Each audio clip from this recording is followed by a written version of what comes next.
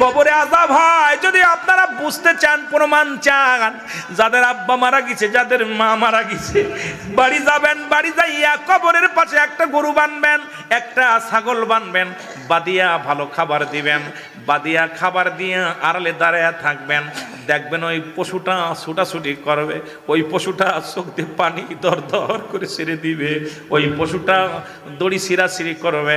আপনার বাবার কবরে আযাব হচ্ছে। একমাত্র দানব এবং মানব কাল্লা বুঝতে দেয় নাই।